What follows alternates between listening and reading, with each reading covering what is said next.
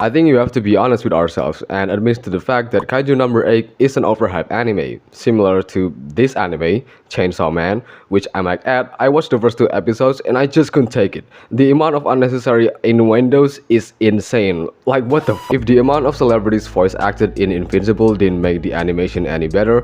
Oh my god, bro. Oh, hell no, man. What the f, man?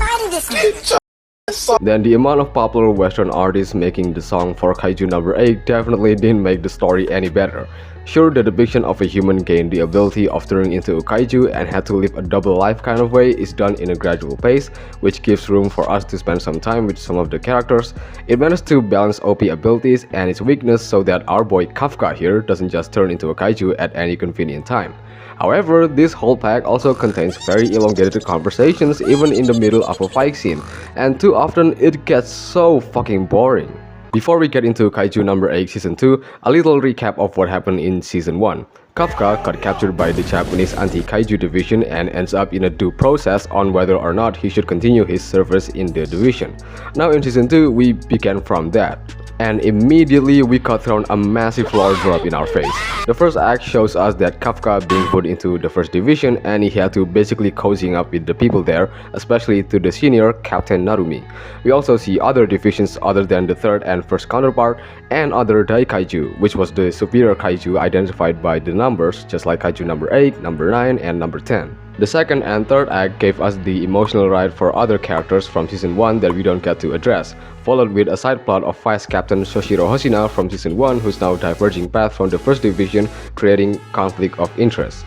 Going back to Kafka, now his plot armor got another nerf. This time, if he transformed, every part of his body one by one cannot revert back to human form, which means if he continue becoming Kaiju number 8, in the future, he's gonna be that way forever.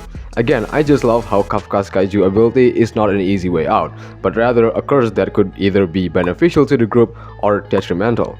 So in a sense, the world is much bigger and the stakes are higher than ever.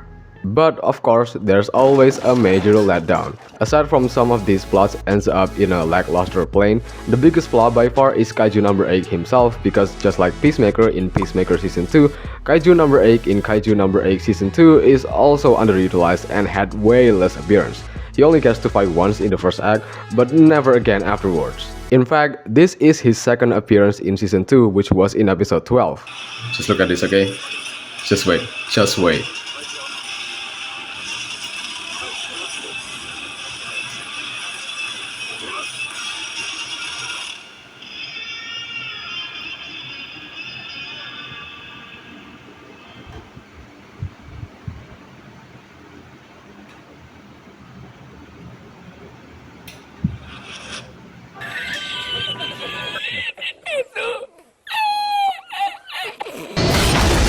Like bro, this is just peak comedy at this point. I completely understand his absence in the second act because of the whole side effect of his power thing, but come on, he's the main character, at least put him to good use in the finale, jeez.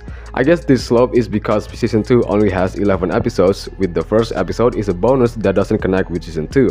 And if it had one more episode, which means 12 in total, just like season 1, then it should have been the final fight with Kaiju number 8. To conclude, is Kaiju number 8 season 2 good? Yes and no. The character arcs does have an impact, but the main plotline got thrown under the bus instead of being focused more. I still recommend you to watch it, but I give that partial spoiler part because if you didn't see it coming, you'd be heavily disappointed.